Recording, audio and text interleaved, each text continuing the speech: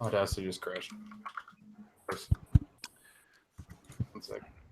Audacity is usually very stable for me. All right, there we go. Here, wait. Let me start over. Oh, damn it. I'm sorry. Mine crashed, what was it, 2 weeks ago? Yeah. There we go. Okay. Hold on, it's not seeing my snowball anymore. What the fuck? It saw it just 5 minutes ago. Oh, well, just try it. Make sure you're looking at your, you have your sound card selected, right? Yeah. Or your Windows Direct Sound or whatever. Because it can swap around on those. Yeah, it just went back to some random default. Hold on.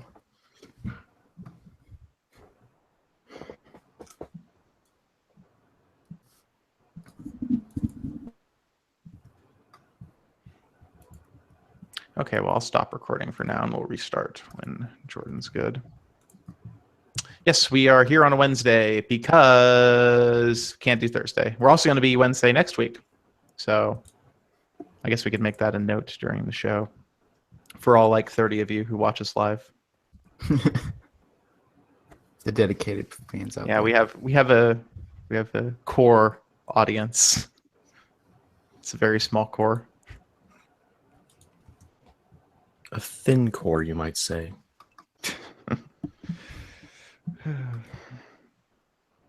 OnePlus's wallpapers on the OP5. I don't know if I like them or not. Most of them are the same as OnePlus 3, I think. Yeah. Oh, there's a shot on OnePlus. Yeah. Oh, that's an option in the camera app. You can turn that on and have it on all of your photos.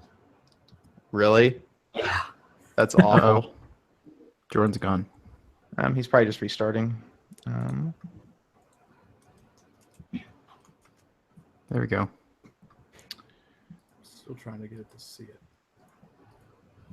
Guys, can you hear me all right? Yes. Yes, you seem a little quiet now. Now you do seem a little quiet. God. Jeez. Don't worry, we know what we're doing, everyone. Yeah, we're professionals. Oh, whoa, don't say that. Don't That's sick expectations. No, Yeah. we have no idea what we're doing at all. Okay. All right. So I'm going to start recording again. Still won't see mine. Hold on. Well, go ahead. And can you just pull the audio from the YouTube, David? No, not really. I can't. Okay. Because that brings in everybody's audio. Okay, I'll back out and I'll get this figured out and I'll jump back in.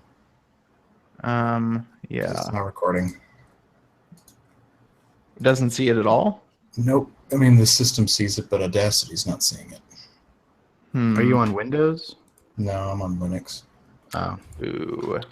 Yeah, I mean, no that audio. seems like a very Linuxy sort of problem. It was working 10 minutes ago because I tested it. Exactly, that's a very I'm Linuxy sort of problem. I'm guessing it's because Hangouts is using it, and for whatever reason, Linux doesn't want you to be able to see it when it's in use. I don't know. Yeah. That Linux seems is- like fun. Yeah. Well, if I go back into Windows, I won't have my webcam, so I'll just do that. Okay. Yeah, that's probably best to go to Windows. It's better to have the local audio than it is to have the video. Yeah. Yeah. It's always something with podcasts. Always. Don't worry, guys. We'll do better next week. So Ryan, do you recall if the OP5 has like Verizon bands? I put in my Verizon SIM earlier, and I don't believe it does. I think it has a couple of Verizon's LTE bands, and I don't think it has. oh, no, it doesn't have 13. CDMA. But Yeah, it has like one CDMA band, but it's for China. Oh, yeah. So it doesn't have. I think you have to have two for Verizon to work. Yeah, it's an up-down bonded stream or whatever. It does not function properly on Verizon. Well, it should function as long as you have LTE connectivity. Right. Well, I mean, it'll function on, I guess, band 4. That Verizon has that, and it has band 4, but that's not Verizon's main band. Okay, so that's the only one that it has? The only one that Verizon, because Verizon is 13 and 4. Does it have another LTE band? I don't know. Because it has 4. Verizon's Because 2, 4, and 13. Oh, and I think it has 2 as well. Yeah, I'm sure it has 2. Everybody uses 2. So, Yeah.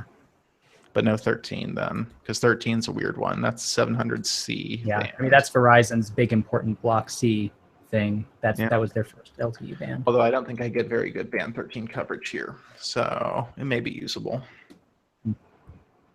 I don't. Will it be able to make phone calls at all? Yeah, I don't think Verizon has fully switched over their network to LTE calls. It's not VoLTE, but it's like I think it's just emulating the old narrowband voice calls on the LTE network. Or how about now? Yes, can hear you. Okay. Yeah. And Windows still doesn't see your webcam because It's who Windows. knows? Oh, should we restart recordings? Yeah. Might as well. Yeah. Fine. All right, let me stop this real quick. Okay. All right, I'm ready. All right, everybody I'm else ready? recording. Yep. Okay. I'm going to clap on 3. Okay. 1, 2, 3. Great. That was better. That was better that time. It was better. I think, yeah. Last week, we still had Ryan slightly out of sync. I couldn't make it work. I played with it for a while. So I will try to be better this week. I will also try to level out the volumes better because I can't get the hang of that. Like, it's not easy. I probably should read up on Audacity a little bit more and get a sense of how I can fix that. All right. So, okay, I think we're good to start the show. Welcome to the Android Police Podcast. I'm your host, David Ruddick. I'm Ryan Whitwam. I'm Cody Toombs. And I'm Jordan Palmer. Come on, Corbin. Corbin was supposed to go. I'm Yeah, sorry. man. I thought I was always last. Okay, GG, I'm Corbin Corbin. Davenport. GG. Okay. You want to do that again? No, it's okay. I don't think we need to do it again. We're really good at this. Yeah, so this week on the show, we're going to be discussing primarily the OnePlus 5, which we've been waiting quite a while to tell you about, but now we can tell you everything. Ryan did the review for us, and we had mostly good things to say about this phone. Yeah, I mean, if you want to spend less than $500 on a phone, it's probably, a good option. The best one you can get until you get down into the, the budget category. Like if you're going to spend $200 on a phone, you should probably get the Moto G. But in this price range, OnePlus 5 is still the best phone you can get. It's really fast, Snapdragon 835, and unlike the 835 in the Galaxy S8, this one appears to actually be tuned to be fast. So it's not quite as consistently fast as the Pixel, but it is surprisingly close. You can get it with up to 8 gigabytes of RAM, which I think is just kind of showing off. I can't imagine that's going to actually make a significant difference. It ships with Android 7.1, Oxygen OS, which is actually a pretty good ROM these days. It took a couple of years for OnePlus to really get the hang of that. I feel like they really rushed the first Oxygen OS release after they lost the Cyanogen Inc. partnership. But now it's a nice clean version of Android with a couple of added features. There's not a lot to complain about there, but at the same time, it doesn't really do anything really unique. So, I mean, it's kind of up to you to customize it and add stuff that you want. It has a dual camera thing on the back, which is what everybody's doing now. And OnePlus is really, really talking that up. But it's also kind of probably the least impressive thing about the phone. The photos are generally better than the OnePlus 3, but they are not anywhere as awesome as OnePlus would have you believe. So the deal with their dual cameras is one is just the regular 16 megapixel camera. The other is a 20 megapixel with a 2x quote unquote optical zoom. So, you hit the button in the app to go to 2x zoom, and it should be, the native resolution instead of digitally zooming like you would have to on most phones. However, several things about the camera. The processing is kind of not great right now. It's pretty heavy-handed. It kind of like fuzzes out details in certain lighting. And it reminds me a little bit of what LG does with their weird processing. I mean, it's not bad most of the time, though. And if you don't crop the photos and you're just sharing them on Facebook or whatever, nobody's going to notice. And the low light performance is, I think, it's better than other phones in this price range. It's not as good as, the Pixel or the Galaxy S8, of course, but those are more expensive. The thing that really irks me about the camera is the zoom lens is not always used when you hit the zoom button. So because it has a narrow aperture, it can't take in as much light as the main 16 megapixel camera. It's let me find the f-stop numbers. The main camera is f1.7, which is good. That's a pretty wide aperture. And then the zoom lens is f2.6, so not super good. So if you're taking a picture in an even kind of dark environment, like I took some like outdoors, like in the evening, and they were too dark for the zoom camera. So what it does, it switches to the main camera and it does digital zoom. So you get the same cropping that you saw on the screen. It looks like a 2x zoom, but it's just the main camera digitally zoom, which you can do on any phone. So I mean, I saw some other reviews out there where people were saying, oh, hey, the zoom camera in dim lighting doesn't look very good. Like, well, yeah, that's because it's just a digital zoom of the main camera. And it seems weird that OnePlus doesn't have some sort of indicator in there to tell you that's happening. Because, if it's too dark for the zoom camera, I would probably just not use it a lot of the time. Yeah, that makes sense. I just tested it sitting here at my desk. I mean, I have the blinds closed, and it definitely defaulted to the narrow, the shorter lens, I guess you'd say. Yeah, and you can just look at the EXIF and see the aperture, and so it's obvious. Yeah, and I noticed it because I was getting the photos together, and I was like, some of these look weird. And I looked at the EXIF, and I was like, oh, the resolution on some of these is 16 megapixels, and some of them it's 20. But these are all zoomed. So I had to actually ask OnePlus's PR, and their PR guy was like, let me call you. And so like I talked to him on the phone, and he's like explaining the difference between the resolution on the cameras. I'm like, yeah, right, but these are all zoomed images. Why are they different resolutions? He's like, oh, I don't know. Let me check. And so like this is like something they're not even making clear to their PR people up front. Like they don't want to talk about this at all. But it just seems like kind of a weird decision on OnePlus's part. But the camera is like all they want to talk about. Like the code to order it early is it was dual cameras, clearer photos. Like you have to finish their marketing slogan. It's crazy. Is it a software thing or is it a hardware thing?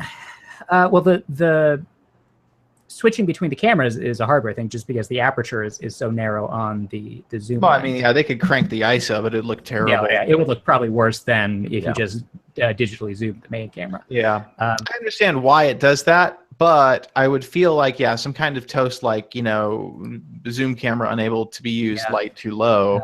And they can't even like extend the shutter very far because there's no EIS on the zoom camera. So, it's going to look fuzzy.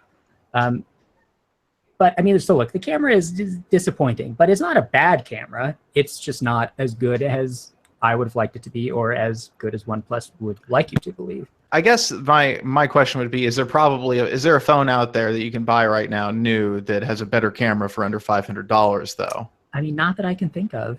Yeah. I mean, the Zenfone 3 Zoom that I reviewed like 2 weeks ago, I think is, probably not as good. It's better at some things and worse at others. I mean, I think in general, I'd probably still much rather use the OnePlus 5 because it's better at like everything else, quite clearly. But yeah, I mean, if you buy like a Moto G5 Plus, the camera's not going to be as good as the OnePlus 5. No, definitely not. Just not. So, I mean, OnePlus is kind of in this limbo where they want to be like a flagship style phone, but they don't want to charge a lot. But their price keeps creeping up every year. And so this time it's $479 for the base model, 64 gigs of storage and 6 gigs of RAM. It's still a 1080p screen, right? It is. But, so this year, I don't mind the screen as much because out of the box, it has a lot more calibration options. And that was the big problem with it last year, is that the colors were gross. Like they were blown out and like almost neon sometimes. And they eventually rolled out an sRGB option to the OnePlus 3. So this time, the default calibration is still not good, but all of the other calibration options are there. So that's not a problem. It's 1080p pentile. So if you look real closely, you can tell. You can see like a little bit of like fringing around icons and text. But that's like, I mean, that's, you know, not a big deal to most people. Like, you have to know what you're looking for and really stare at the screen to see that. Most people just look at the screen and say, hey, that's, you know, the colors look good. The viewing angles are like really good. It's good enough, you know, and because of that, it has pretty awesome battery life, like distinctly above average. I mean, I was seeing at least 6 hours of screen time. That's really good. Yeah. Yeah. Like, I mean, that's like using it like, you know, pretty heavily through the course of like, you know, a single day. If you use it, you know, lighter, it'll make it a day and a half, almost 2, maybe. Like, you'd be pushing it, but you could maybe do 2 with, you know, maybe like 3 hours of screen time. But yeah, I mean, it's, you know, an above average sort of, you know, battery experience. Yeah, I'd almost take the 1080p screen over a 1440 for the better battery life. Yeah, I mean, I think a lot of people would. That's certainly, I think, the prevailing opinion among OnePlus fanboys. I don't think the battery life matters so much with the 1440p screen. I think it's because Samsung, I mean, everybody always says, well, they've tested it, and the battery life in 1440p mode is really no better or worse than in 1080p mode. It's performance, and then obviously the cost of the part. Yeah, I mean, there's the AMOLED, AMOLED shortage right now.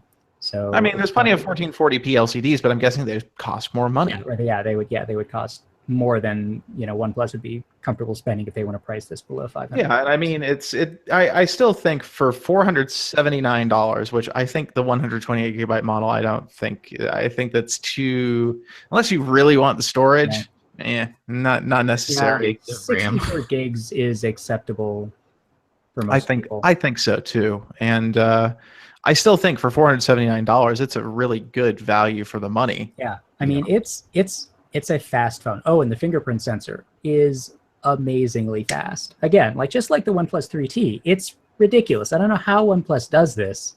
I feel like they must be using some sort of technology from Oppo or something, because I mean, it's I don't know how otherwise this small company could come up with fingerprint sensor technology like this. I mean, I guess they're probably just sourcing the, you know, the newest part possible, and maybe they've moved such little volume comparatively that they can, you know, they don't. Maybe these newer parts are a little harder to come by in really huge quantities. Yeah. But I mean, it's you know, it's faster than the Pixel. And the Pixel's without a doubt. Yeah, the Pixel is kind of a pokey fingerprint sensor, but I mean, it really does. Yeah, and it's, you know, it's faster than the Galaxy S8. It's faster than the G6. Faster than Motorola's current phones.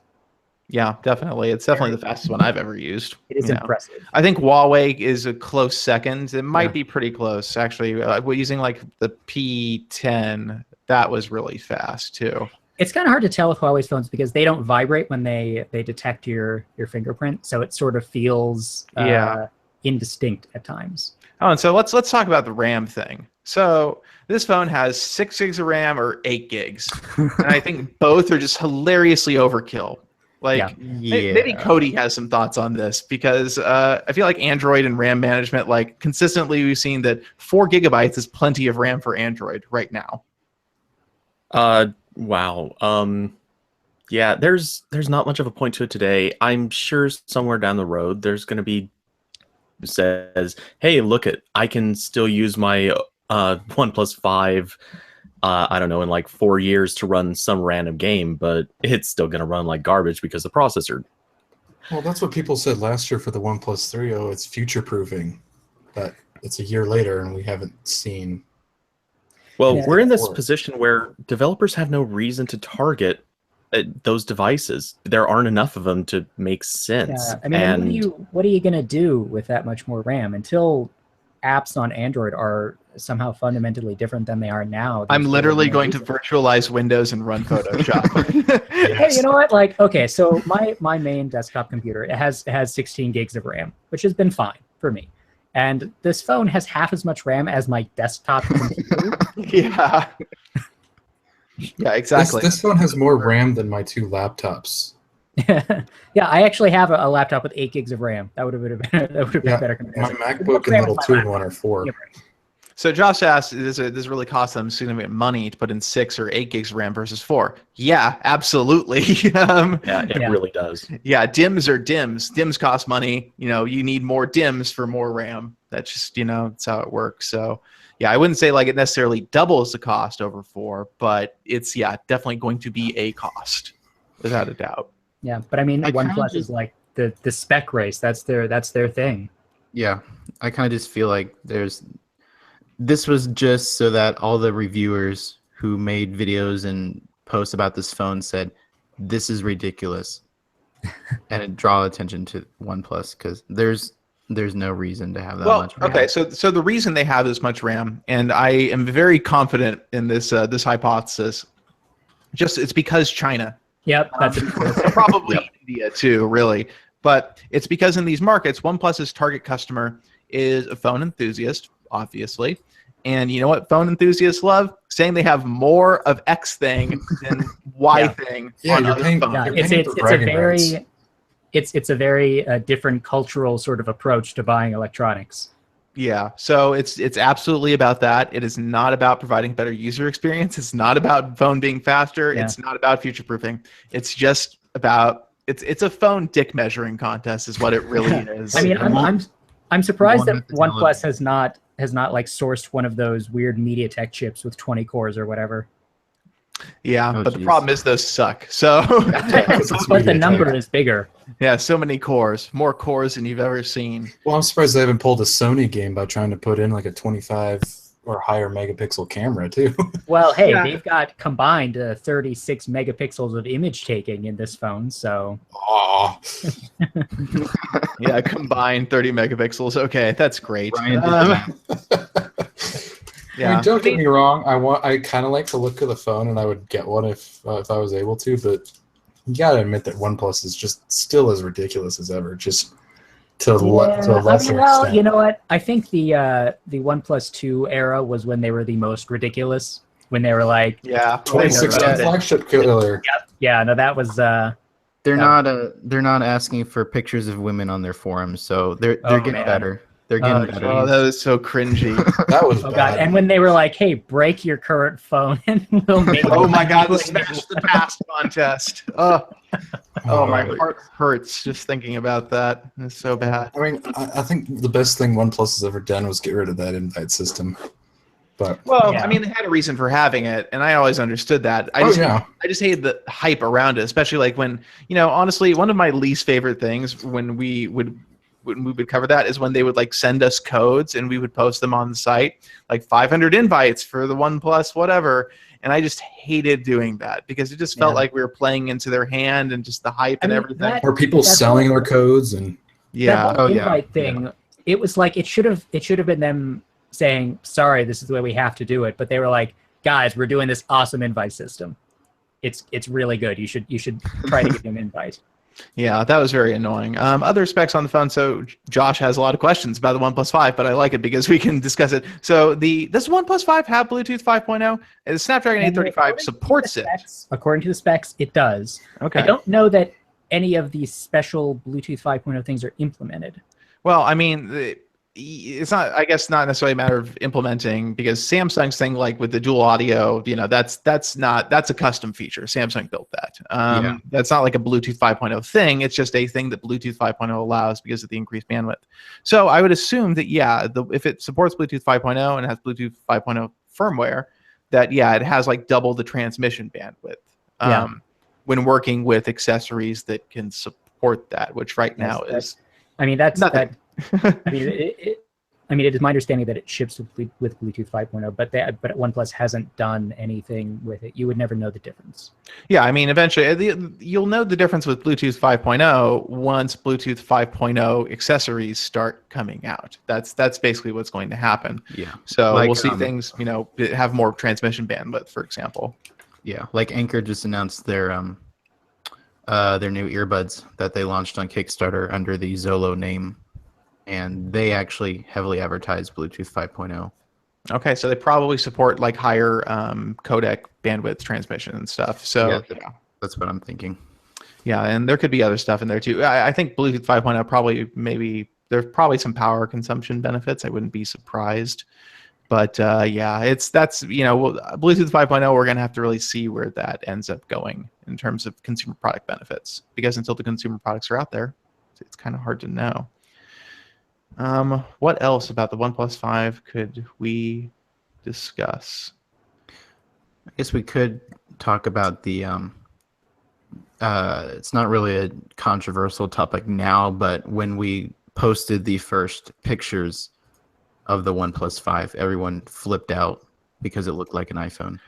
I mean, I think that's still controversial enough that people are talking about it in the comments on the reviews. Yeah. I mean, I guess it does sort of. I mean, it's got the dual camera sort of up there in the corner, like the iPhone 7 Plus. OnePlus says that that's just an engineering thing. Like that's just the best place to put a dual camera, just because of the size, and putting it and trying to like put it in the middle is ugly. I mean, I don't know. I guess maybe. Yeah, the Mi 6 has the dual cameras up in the top left too, but that's Xiaomi. That's definitely that. I'm sure even if they didn't have to, they would have put them there. Oh yeah, and I think the same true with OnePlus. I'm sure they put them there because it is called on the iPhone. Does it actually bother me? No, I don't care. No. Yeah, it doesn't really concern me. And I think, David, I know you have one. Maybe you'll agree. In person, I don't think it looks as iPhone-y as it does. It doesn't. I agree. It does not look that iPhone-y at all. Especially the front. Obviously, the front looks not iPhone-y in any way whatsoever. And like the edges are like they actually have like lines in the same sort of places they did on the OnePlus 3. They're smoother, but they're not. It's not a completely rounded device like the iPhone is. Yeah, exactly. If I'm taking it out of the case here, because when I picked it up, iPhone was not the vibe I got.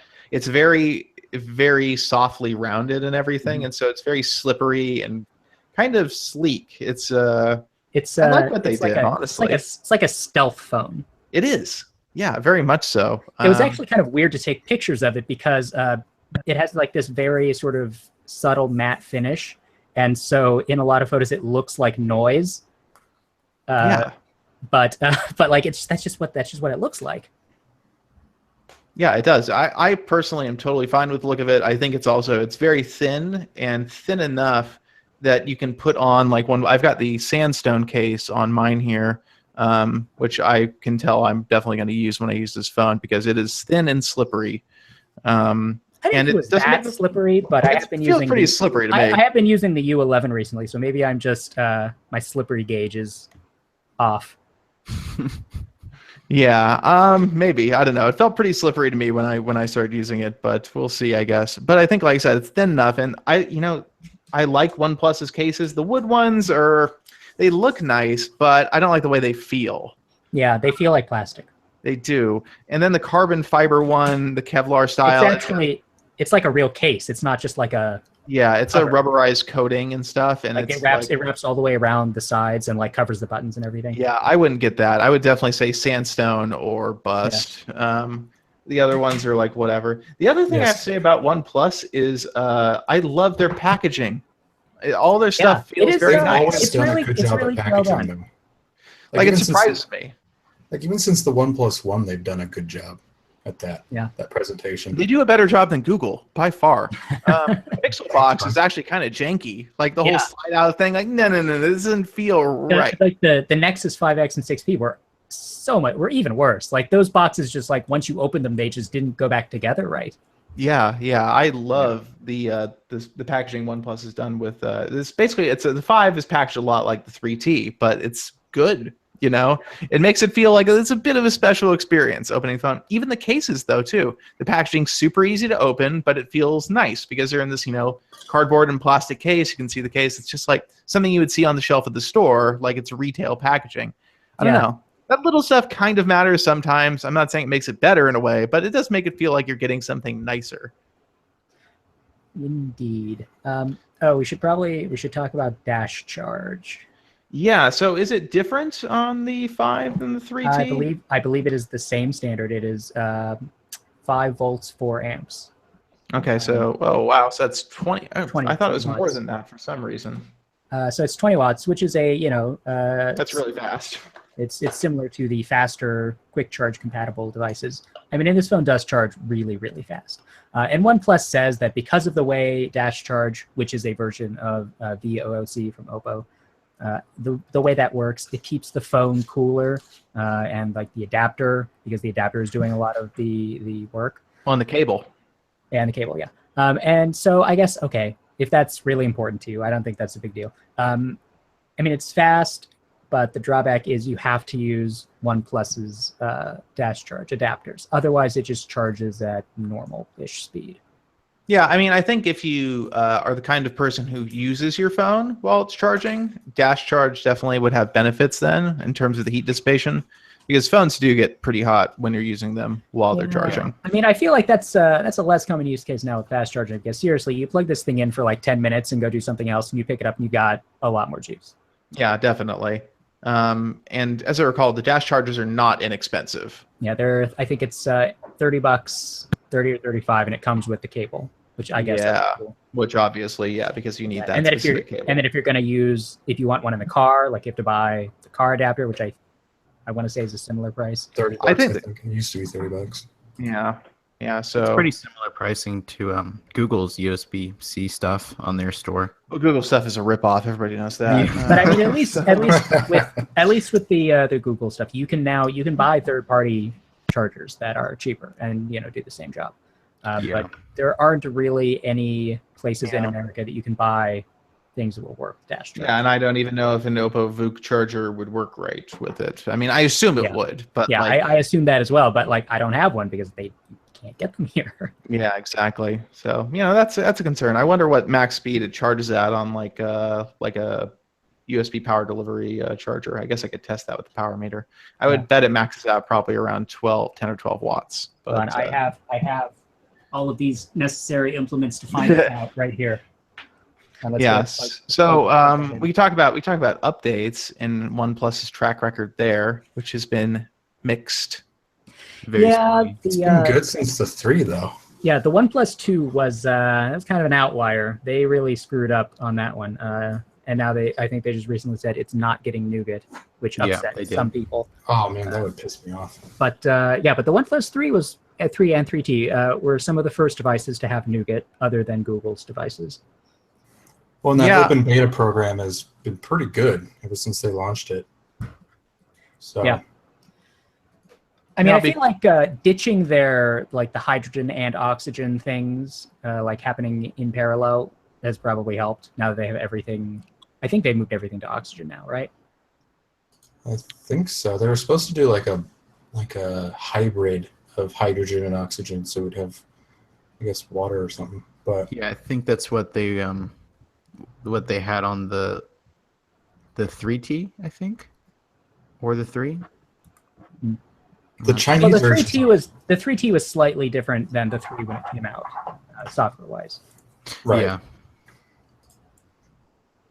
But I think that was the reason why they said they couldn't update the OnePlus 2, because the former teams for both ROMs were merged. Yeah. Well, and also the OnePlus 2 did not sell very well, so I'm sure they just didn't want to. Yeah. Yeah. That's true. And then the OnePlus X was whatever. Never settle, guys. Yeah. I mean, look, you're not going to get quite the same software support you get from Google, but I mean, I think it's better than what you're getting from Samsung. Samsung will update a little longer, maybe, but it's going to take them months longer. Yeah, that's very true. So I guess I wonder, I think OnePlus won't have a super hard time selling this phone. I think they'll probably do pretty well, actually. For people in the market for a under $500 unlocked smartphone, people who are going to pay, are happy to pay full price for it, they will buy this phone, because what else are you going to get? So the price increase versus the 3. The 3 started at $379, right? No, wait, did it? The original 3? I thought it was above 400. Was it? I thought the 3T pushed 400. I thought the 2 was under 4, and then the 3 was above 4, like 429 or something. Now we're gonna have to look. Let's see. Ryan's OnePlus 3 reviews right here. Oh, $399. Okay, and then the 3T was like $30 more. Yeah, so $399. So we're going from $399 to $479, which is an $80 price increase, generation over generation. It's not insubstantial. Yeah, I think they sort of softened the blow by doing the 3T and making it, in between that. But yeah, I guess it's getting up there. Yeah, and I think any higher in OnePluses will probably start to have problems with demand. But I think at $479, yeah, I still think that for what you're getting, I don't think anybody's going to be able to undercut them. No, It just doesn't seem possible. Yeah, pretty much. Yeah, I don't think there are phones with really good specs at that price, but they always have like terrible cameras. or software. I mean, Yeah. you got Xiaomi and them that put out really good phones on paper, but Some there's awful Software Chinese. is horrifying. Yeah, and you can't get them in America, on official channels anyways. There's no warranty support, and so OnePlus says now they have a local repair partner in the U.S., so hopefully turnaround time if you break your phone. For a long time, customer service was a big problem for them. I think it's less so Understatement now. of the year. Yeah. But, I mean, Yeah, I'm sure it's still gonna suck. It's gonna suck less. Compared to like going through your carrier. Yeah, I mean it'll suck. Yeah, exactly. Because a carrier, that's the thing. A lot of people don't realize that in America, especially if you don't live in America, all of phone service things generally are handled through your carrier. So you buy your phone from your carrier, and if it breaks within the warranty period, you go to your carrier and say, "My phone's broken," and then they're like, "Okay, we'll handle it." And if they can't fix it, then they'll be like, "Okay, here's a new one." Exactly. Yeah. You can go to a real store and do this. You don't have to do it online or phone calls. Yeah. Yeah. So it's even with like Verizon or AT&T, it's not that bad of an experience as long as your warranty is still good. Yeah. Yeah. I guess the other thing we talk about is kind of street price comparison. So I would say that the phone getting closest to the OnePlus 5 in legitimate unlocked channels with full warranty in the US is probably the LG G6. And I wonder how I feel about that phone versus the OnePlus 5. Kind of telling that the price of that phone has come down so much since it launched. I think I would probably go with the G6 if they were at the same price point. I think the camera is better, like the processing is better, even though it's kind of the same watercolor thing. It's not as prevalent. The screen is better on the basis of the taller aspect ratio. I think that is a better use of space on the device. Pretty sure the camera's better on the G6 too. Yeah, it is. Let's see. I like the rear-facing fingerprint sensor personally. Yeah. And how much does the G6 retail for again? Well, you can get one for $550 pretty easy, and I would not be surprised if they drop to about $500 in the next month or two. What Sprint was selling them for? Oh, Sprint, you can get one for like $120 over you have to stay with Sprint for 24 months though. So, probably get the full benefit. They might have different bands. Yeah, exactly. The carrier deals, I'm less willing to say like that's a one-to-one apples to apples comparison because it's not. But $550 for a G6 versus $480 for a OnePlus 5. OnePlus 5 does have twice the storage. Yeah. There's that. The G6 and more RAM. The G6 does have a micro SD card slot though. It does. The G6 has micro SD, but it's only available in a 32 gigabyte capacity.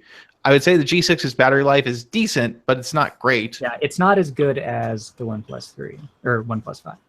And then the other thing I'd say about the G6's dual cameras is the wide angle can kind of look cool, and the regular camera is pretty good, but they're still not on the level of the S8 or the Pixel. No, Definitely they're not. But you know what? I feel like the wide angle lens is probably a better use of the secondary camera than the. Ooh, I disagree. I disagree. No, but the zoom, it's just so mediocre on this phone. I just don't care about it. Yeah, I disagree though. For outdoor shots, especially having a lens that reaches a little farther, I like that, and it's one of the things about the iPhone that I crave in my own phone. If it were done better, then yeah, that would be ideal. But it's just not done very well. Yeah, Josh makes a good point in the chat that the G6 is also IP68 rated, and yes. the OnePlus 5 is not rated. So that's definitely a concern. I think waterproofing is very hard. Costs a lot of money to design a phone around that feature. How long it took Samsung to do it, right? Mm-hmm. Oh, and Well, Samsung had the port covers for years. Yeah, it was Yeah. awful. yeah, for a long those are time so you bad had to to use. do that. There was like nobody had figured out how to have just an exposed port that wouldn't be destroyed by water. Was it Those were Sony that dirty. figured it out first? I think Sony might have been the first. Yeah. Because they've, Well, I been know- doing- they've been doing waterproof phones since like the Z1. Yeah, they But- have. They were very much among the very first, I think. Yeah. Kyocera probably had the first like Did they have like the Hydro or something? Yeah, they did. I think that might have had port covers though. It did. Yeah, Yeah. I mean, we didn't start seeing the open port waterproofing until just a couple years ago, I think. Yeah, it took a little while for everybody to figure because the headphone jack came first. They figured that out, and then they had to figure out the USB. That was the final hurdle, I think. But yeah, that's a good point. You know, if you care about waterproofing, then yeah, the OnePlus 5 doesn't have that, obviously. So And by the way, if you plug it into a USB power delivery charger, it charges at 5 volts, 1.5 amps. that's not very Whoa. good. It's 7.5 watts. Wow, that sucks. Jeez. You're gonna be sitting there for a while. I wonder if with the Qualcomm Quick Charge if it will do more, but on. yeah, Yeah, Artem sent us these power meters for a reason. yeah. I would not be surprised if it does better with that. I wouldn't be surprised if it goes up to like 10 or 12 with one of those, but USB PD maybe not. The other what other phones I guess would be close to this? Well, we start going into yesteryear for. Yeah, we do at this point. There's not really a lot of new stuff out right now. I know a lot of people were comparing it to the upcoming Moto X because it's supposed to be in this price range. Yeah, that'll be interesting. But we also don't know a lot about that at this point. So Yeah, it's we don't know hard to- almost anything about the new Moto X. I don't feel like. Let alone the Z's. So Yeah, and the new Z's, I'm sure we'll have the Z2 Play, which how much does the Z2 Play cost? I thought it was in the 500 range. Do not recall. I think it was a little bit cheap. I thought it was $429 or something. Was it yeah, it's in the OnePlus price range. Similar software. Too. Granted, it has a Snapdragon 626, right? Yeah, it's one of the 620s. Yeah, and so it starts at it looks like $499. Okay. Wow. Wow. For the Yeah, 64 gigabyte model, that actually sounds like a bad deal. Yeah. Yeah, it does. comparatively. They made the battery smaller this time. Yeah. What is it now? It's 3,000, I think. yeah, that 3,000. That is a mistake. Oh, excuse me. Yeah, 3,000 versus 3,510. Like it's like they just didn't even understand like why Yeah. people like the first one. I know that was the best Z phone. Like if you want to do modular phones, that was the one to get. And Yeah. now they're just like, hey, what if it was worse at all the Yeah. things? GG Lenovo. So I would say that the Z2 Play probably is like, on paper like a direct competitor to the OnePlus 5, and it just seems like there's almost no way that it's Yeah. going to stack And- up favorably. And honestly, one of the problems, or one of the main problems you'd be facing with buying a Motorola phone now is updates. Yeah, you don't know. It's a total grab bag if they're going to 'Cause be the- fast or not. The normal Z updated to Nougat pretty quick, but that was in, at least in the United States. I don't know the full story of the international ones, but the Z on like Verizon, for instance, updated Nougat really quick. I think it was like 2 months or less. But then a bunch of people started complaining that their US unlocked models never got Nougat, and it finally came months later. Oh yeah, it took forever. It did. Yeah. And then Like almost as long as the S7 unlocked. geez, I don't even know. The Moto X Play, wasn't that last year? I think. Moto Z Play. No, No. I'm sorry, Moto X Style. I'm sorry. Oh, the Moto X. That was 2015. Okay. Well, Yeah, I was about to say that's still waiting on any kind of update as well. Yeah, That's well, like Motorola, yeah, their whole update thing is, I think, just gone to shit since Lenovo took over, and yeah, understandable, but Not surprising at all because it's. Yeah, I, really you isn't. know, like what the hell is Lenovo doing? It's like they They're didn't even screwing things up. understand. what Lenovo What is they're doing is They're building fab phones. they're losing money every quarter and trying to figure out how to stop doing that. So Build they're- Tango phones. yeah, exactly. The Lenovo just doesn't get it, I don't think, and like They, every they should have been able to take Motorola, which was making good devices but not making very much money at it, and combine that with their manufacturing capacity and their ability and their supply chain, and they could have made money. But they're like, hey, what if we changed all the stuff that Motorola does? People still like that, right? And No, it was so stupid. They built all of the loyalty and kind of respect that they'd gotten, from fans of the company, just got wiped out in the matter of a year. It was completely ridiculous to see. I mean, they're still making good products sometimes, but the cheap ones, the Moto G and possibly the Moto E, those are good phones. It's just their flagship phones just don't compete. yeah, and the regular Z, we posted that used phone article, and the Droid editions of the Zs, it is ridiculous how cheap they are. They've just the complete lack of value holding. Like, you can get a regular Moto Z for probably like $250 if you want the Verizon one. Wow, that's ridiculous. But then it lasts for 2.5 hours of screen time before it dies. Yeah, that's why you just buy a used mod, for another like $50, and there you go. It's a $300 phone that weighs like 2 pounds, but And even with the flagships, they're kind of, putting themselves in a hole as far as design goes, because they've already said they're very committed to, keeping up with Moto mods and making sure those are still a thing.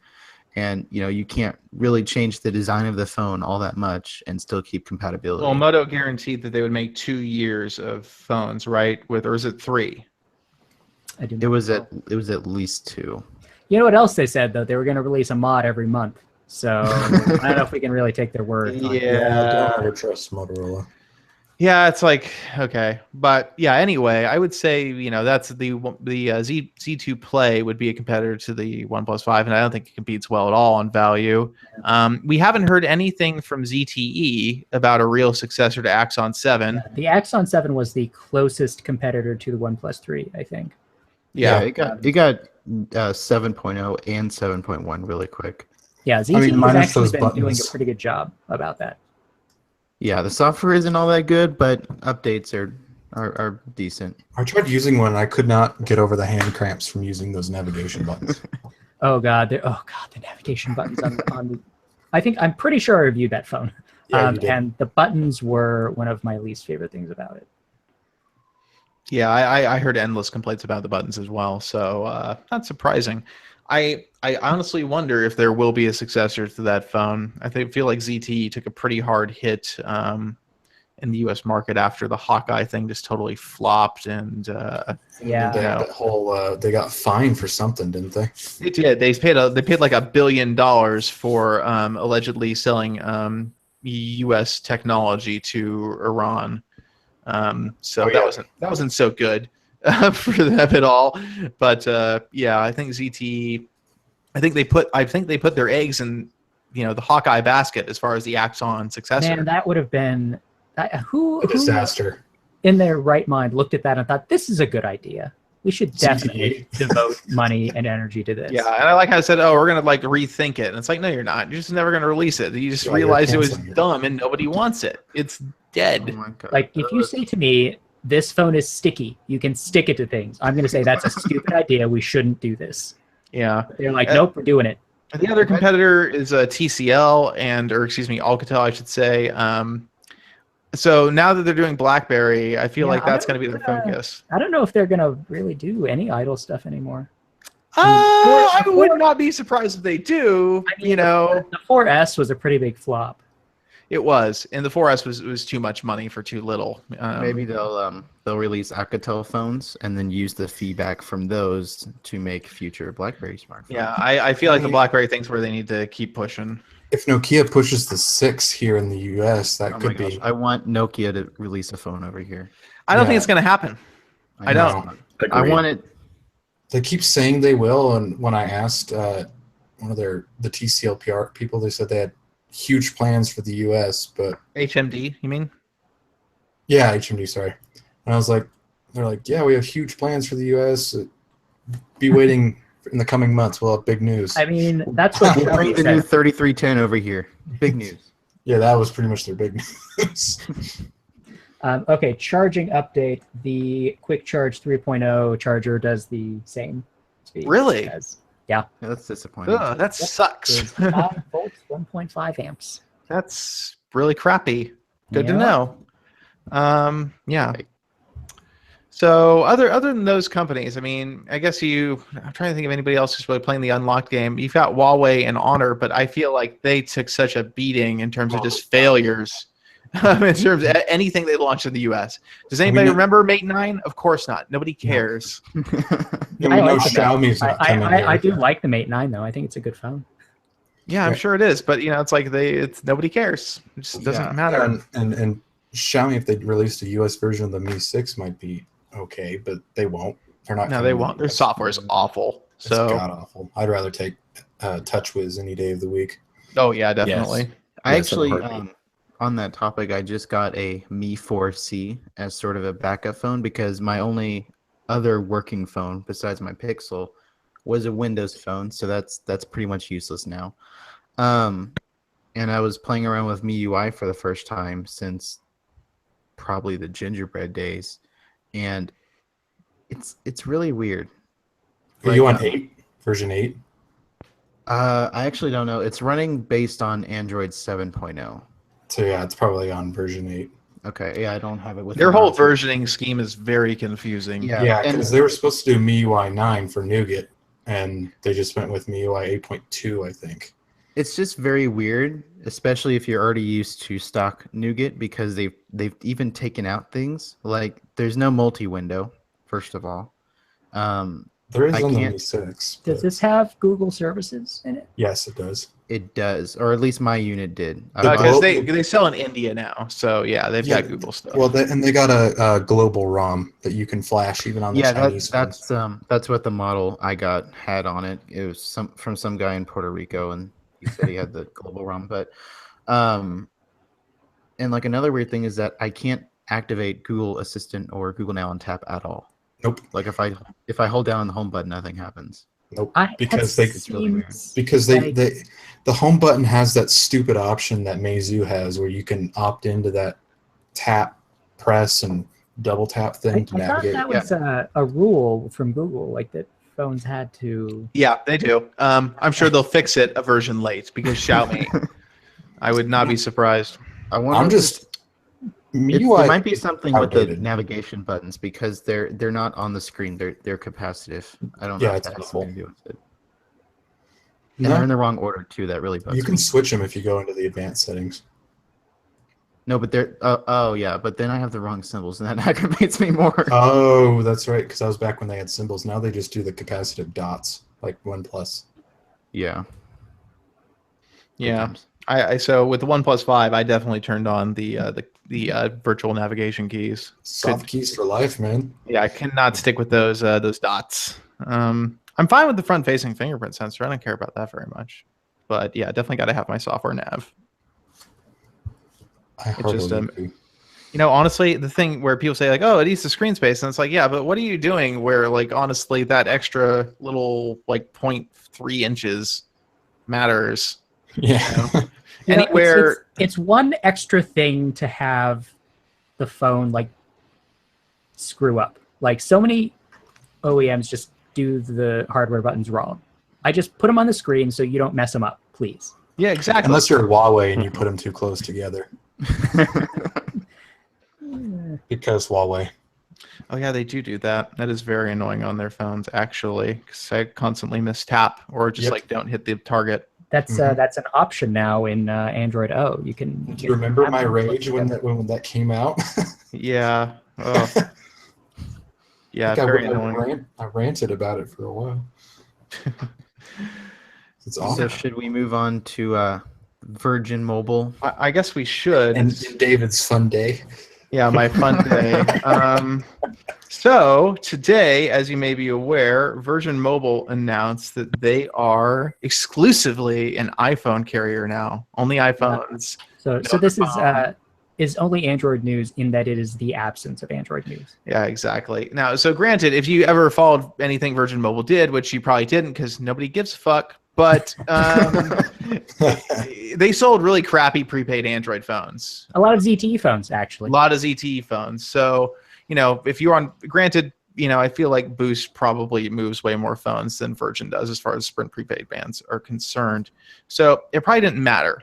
Like probably Virgin Mobile was selling so few Android phones that they're just like, why continue to do this?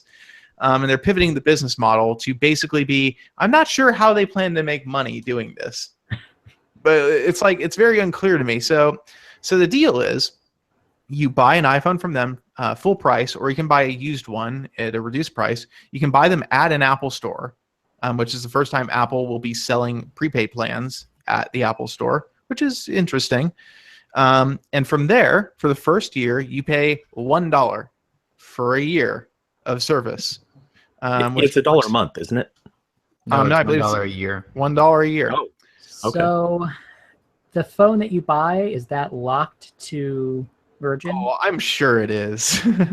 Like, I would have zero doubts about that. I'm sure it's definitely going to be locked to Virgin. They did say on their site, I can pull it up again, but they did say that you can take the phone to another carrier if you don't like it. Okay. But that I don't know. That seems like Maybe like after a year or something. yes. Yeah, there's I probably didn't something. read all the tiny text. Yeah, but anyway, you have to pay full price. There's not going to be any financing.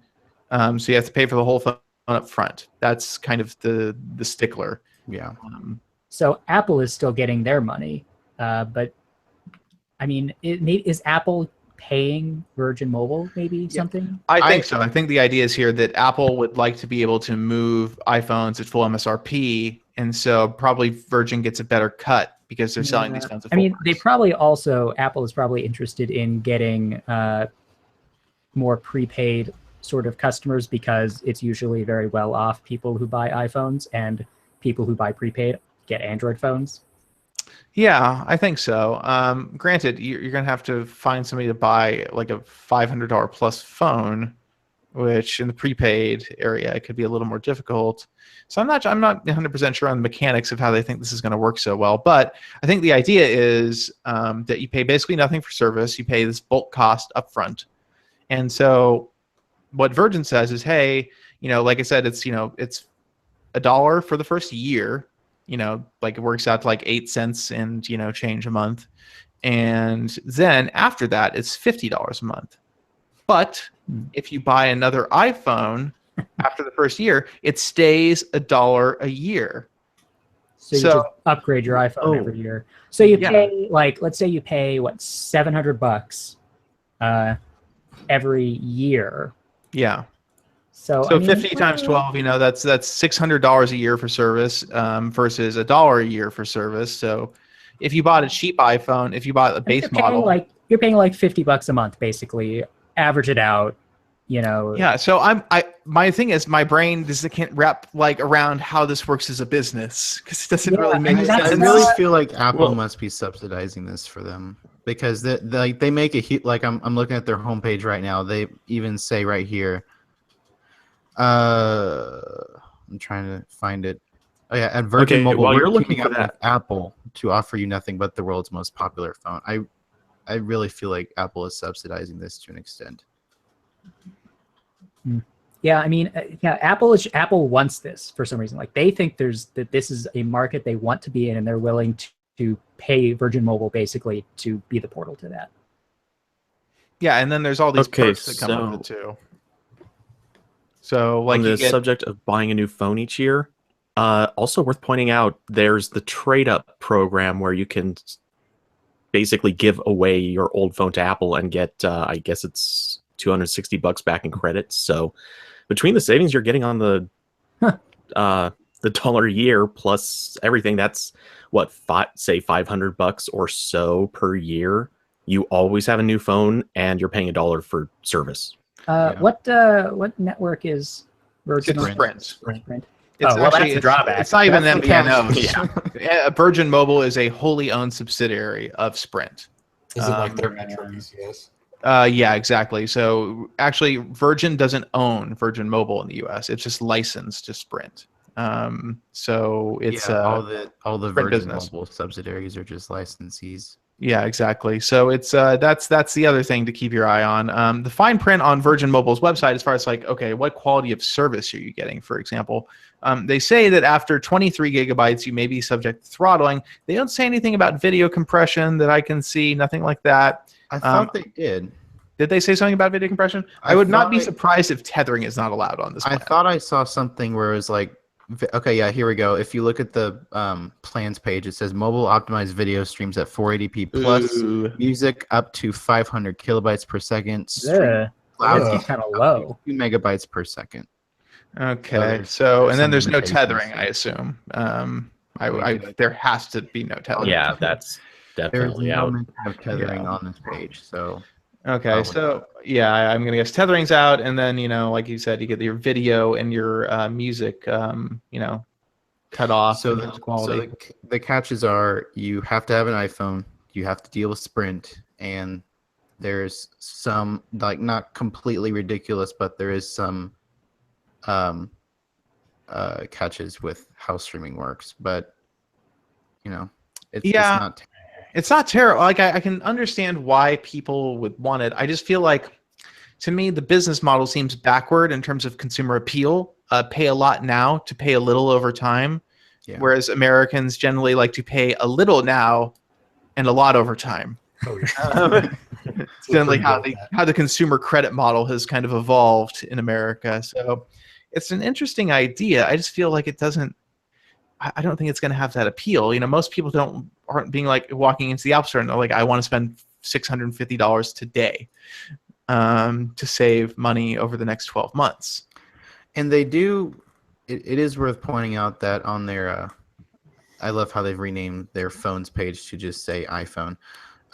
They do have other only. Yeah, exactly. They do even have older, iPhones if you don't want to cough up $800, like iPhone SE for $279. I think people still use those. That's hard to find those for that cheap on like Craigslist or Swappa for me. Interesting. And are those the pre-loved ones, or Those It brand new. says starting at, They have to be. The SE isn't even sold anymore, right? I think it's still sold. I think I'm obviously not in the Apple world, so I'm not fully caught up. But it does say there's no mention of it being refurbished or used or anything. okay. So I wonder. Oh, yeah, So the SE is still valid. Joseph brings up in the chat a good point. This is Apple's version of Project Fi, and in a way, I think I kind of agree. I could see that. Especially given that Apple's doing the older models too. So if you can get all the way down to $279 for an iPhone SE, that opens you up to a wider market. I wonder if Apple's bet here is that consumer credit's available enough that a lot of people may have $500, $600, $700 they can put on a credit card, but are more concerned maybe about their monthly plan cost with their phone. And $1 a year obviously means there isn't any. There's no phone bill anymore, essentially. Yeah. So maybe that's their bet. I'm still a little bit skeptical as far as how adoption on this will be. And I said this in the comments for the Virgin post, but someone did also point out there that this was very much like Project Fi, and I said this actually seems like it has more options than Project Fi. Because if you look at the like the Fi subreddit, for instance, there's so many people on there that bought Nexus 5Xs on Fi, and there's no upgrade path because, like, before it stopped being sold, the 5X was $199 on Fi, and now your only choice is to buy a $650 plus phone. So a lot of people are starting to jump ship, but I mean, even Virgin has more options. Yeah, you can buy, Project Fi definitely needs mid-tier phones. It's yeah, not a good thing what they have going on right now. and I mean on Virgin you can buy iPhone 6, 6S, 7, and so on. So And people bring out the point you do have to deal with Sprint's network, which is Sprint's network. I feel like prepaid though does tend to target urban centers more, especially. So Sprint's probably pretty good in most major metros, at least not substantially worse than most other carriers. Most carriers are generally somewhere between decent and crappy in most major metro areas just because it's crowded.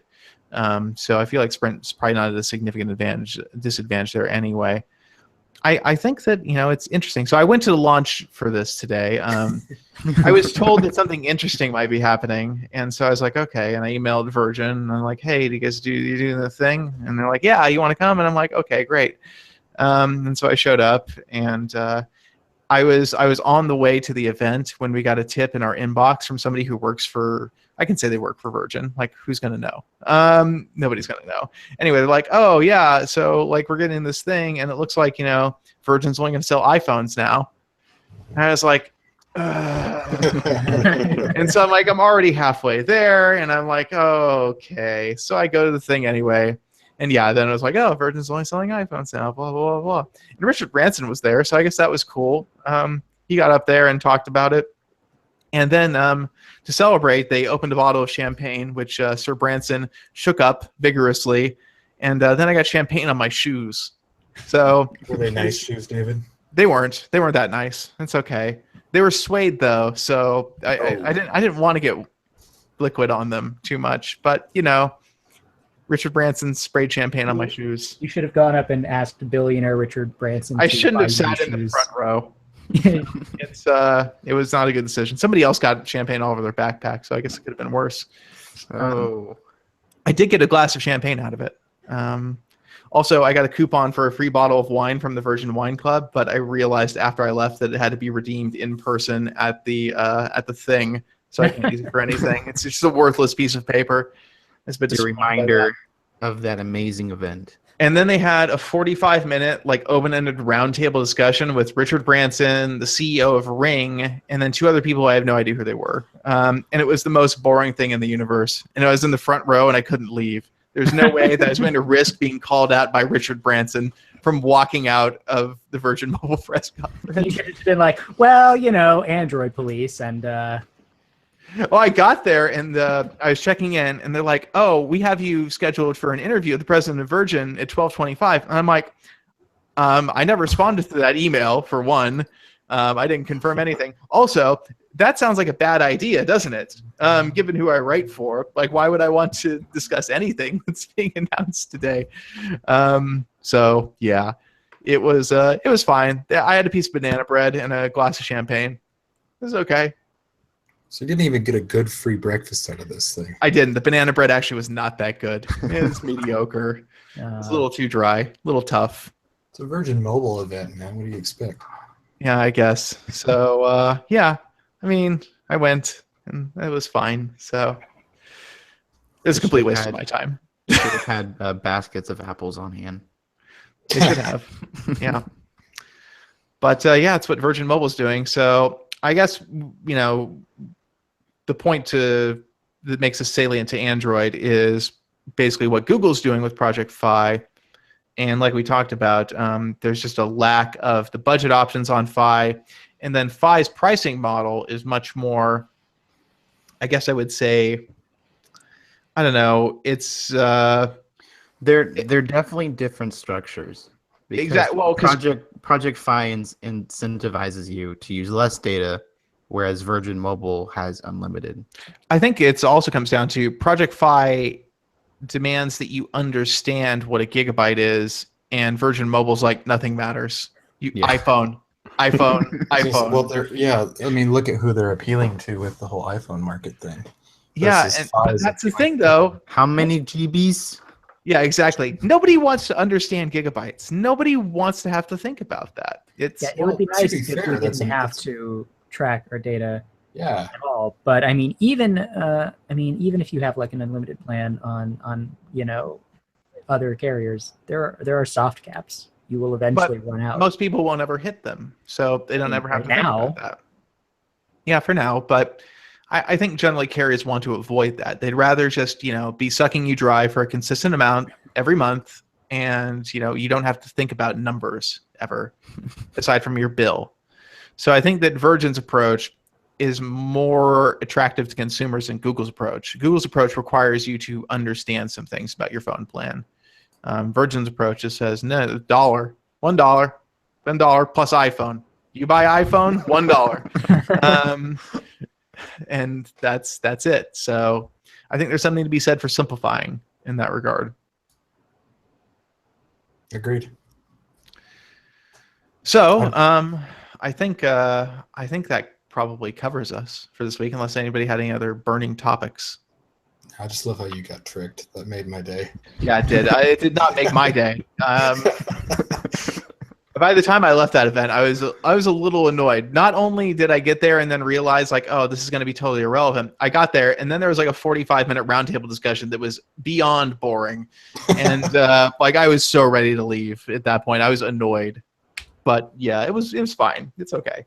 It's only probably the worst press conference I've ever been to. Worse than anything Wow. Samsung's done? Was it worse than the Elite Eco one? Yeah, but that was like entertaining in a way because it's just like, what are they doing? Yeah. Yeah, that was ridiculous. This was not ridiculous at all. It was just very boring. Yeah. So I think that about wraps it up for us this week. Thank you for listening, anyone or everyone, all of you, anyone who's listening. If you're listening to the live broadcast, we will be back again Wednesday next week instead of Thursday because of my scheduling conflicts. It's just me. I'm the only person causing a problem here. I'm sorry, everyone. But yeah, we will be broadcasting Wednesday again next week, and that is the 28th if you're going to be tuning in. So thank you for listening, everybody, and we will catch you next time. Good night, everybody. I love Jordan's sign-offs every week. Just Awesome. bye. Bye.